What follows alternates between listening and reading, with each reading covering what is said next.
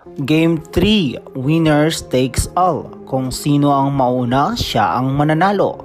CMFT kabado na, first time in their history magaganap na ba? Signal, magawa kayang machoke muli ang Titans. Good mood everyone, welcome back to my YouTube channel. Huwag kalimutan mag-like, share, subscribe at pakihit na rin ang notification bell para updated ka sa ating mga video. Kikilabutan na ang mga fans ng bawat team dahil it's time to shine and time to pray dahil winner takes all na nga ang labanan na ito. Do or die kumbaga. Pagalingan at palakasan ang kailangan gawin ng bawat team dahil kinakailangan nga nilang ma-secure ng kanilang ticket para sa finals at makakalaban ang Creamline para sa championship game.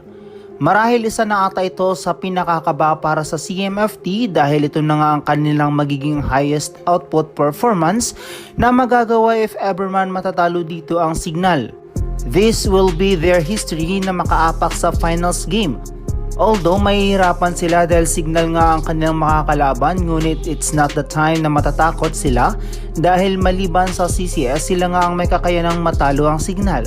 This is the best performance ever na nagawa ng Titans dahil for them this fight is their league and will be their best conference. So far so good nga ang ginagawa ng Signal dahil isa nga ito sa kanilang strength kung pressure ang pinag-uusapan. Sila nga ang may kakayanan ding makapag-championship game dahil sa galing at husay nito sa laro. Hindi man magiging madali para sa kanila na pataubin ng Titans ngunit sila nga rin ang may kakayaning talunin ng CMFT at makuha ang kumpiyansa sa laro. Pangungunahan nga ni Rondina ang opensa ng koponan ng Titans. Visayas squad na ang bahala sa laban.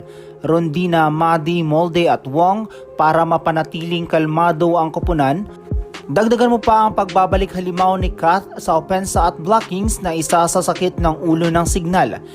Isa nga rin si Madi ang naging dahilan upang mahabol at mapatay ang momentum ng kalaban. Dahil sa mabibigat nitong services kaya't nakuha ng kanyang team ang momentum sa laro. Sabayan mo pa ng magagandang ball distribution ni Wong na nagpahina sa depensa ng HD Spiker. At palitan ng dalawang open hitter na sina Molde at Rondina na talagang walang takot gumawa ng pagbasag sa mga blockers ng Signal. At syempre andyan pa rin si Tang Ponce na gagawin ang lahat madepensahan lang ang kanyang kupunan. It's all good para sa CMFT pero andyan naman si Molina, Gandler, Meneses at Cayuna na sobrang hirap patayan ng momentum, especially si Molina dahil napakalakas nga nito at kahit anong bigay na set sa kanya ni Cayuna ay nagagawa nito ng paraan. Sabayan mo pa sa paghahalimaw ni Gonzaga dahil isa nga ito sa nagpapahirap para sa Titans dahil offense and defense ay kaya nitong gawin. This will be a must anticipated match dahil for sure isa na ito sa inaabangan ng mga fans at lahat ng manunood. Kanya-kanyang cheer ang mga fans, the more the merrier. Isa nga lang katanungan ng lahat kung kaya bang makuha ng Titans ang panalo at makapag-finals finish na kaya for the first time o makukuha pa rin ng Signal ang huling halakhak at sila ang makapagbigay glory para sa kanilang team. Yan ang ating aabangan.